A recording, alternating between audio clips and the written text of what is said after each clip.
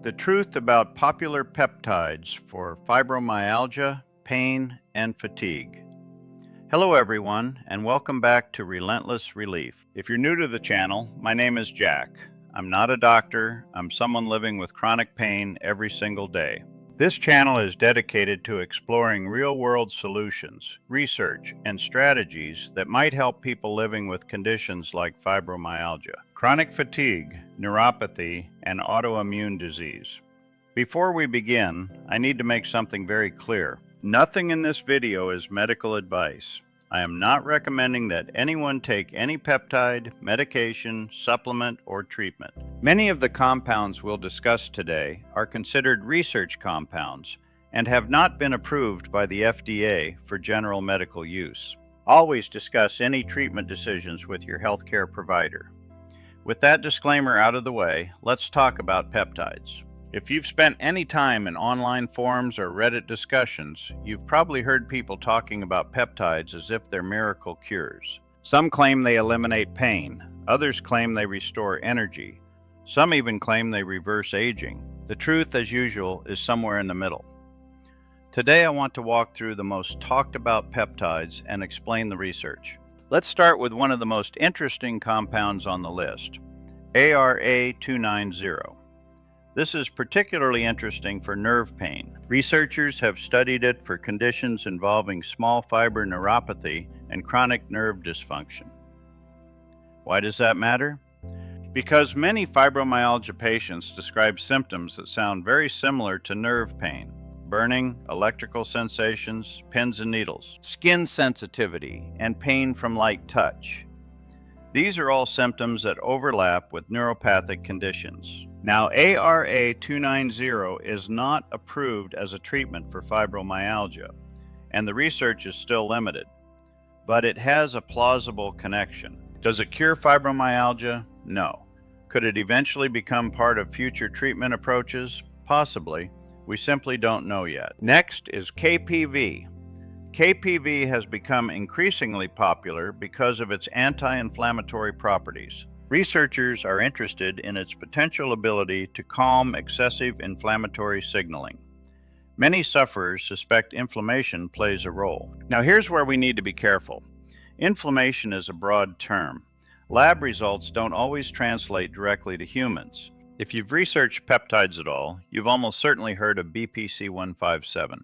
Some talk about it as if it can heal nearly anything. Muscles, tendons, ligaments, nerves, the gut.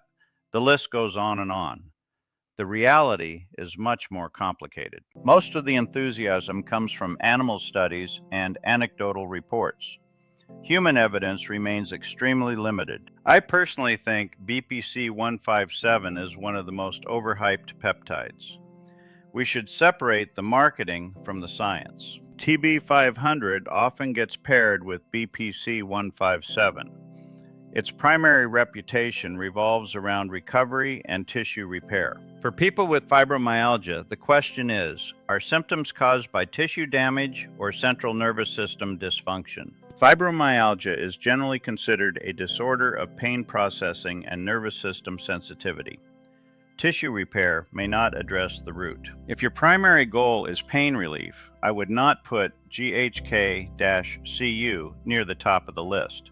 But for broader wellness, it's interesting. GHK-Cu is often associated with skin health, wound healing, and cellular repair. Some believe it may influence inflammation. Now let's talk about fatigue. Some days it feels like your battery never charges beyond 20%. That's where NAD+ enters. NAD+ plays a role in cellular energy production. The theory is that if cells produce energy efficiently, fatigue improves. The problem is theory and reality don't always match. Some report dramatic improvements, others notice very little. It's unproven. SS31 may be one of the most fascinating compounds most people have never heard of. Researchers are studying its effects on mitochondria. Mitochondria are the power plants inside our cells. Many suspect mitochondrial dysfunction could contribute to fatigue. For people with fibromyalgia and CFS, that possibility is extremely interesting. But once again, the science is still developing. but chronic illness rarely responds to a single solution. Improvement usually comes from dozens of small changes working together. Better sleep, nutrition, stress reduction, and movement within your limits. Good medical care is essential. If I were ranking these, my personal interest would be highest in ARA 290, KPV, NAD+, and SS31. They have logical connections. As always, do your own research, ask questions, be skeptical of miracle claims. Anyone promising guaranteed results is selling something. Remember, we are still in the early stages of this research. These compounds are promising, but we must wait for the science to catch up. Don't pin all your hopes on one miracle cure. Focus on the small, sustainable changes that make a real difference in your quality of life every day. If you found this video helpful, consider subscribing to Relentless Relief. We explore real solutions every day. Thanks for watching. Before you go, I want to give you a quick preview of something I've been working on behind the scenes. It's called Peptide Vault, a mobile app designed to help organize peptide research in one convenient place. The goal is simple: make it easier to search compounds, compare information, track research notes, and access educational resources without digging through dozens of websites. Peptide Vault is currently in development, and I'll be looking for beta testers soon. If you'd like updates on the project, be sure to subscribe and follow future videos here on Relentless Relief. As always, this content is for educational and research discussion purposes only and is not medical advice. Subscribe to Relentless Relief and stay tuned for updates.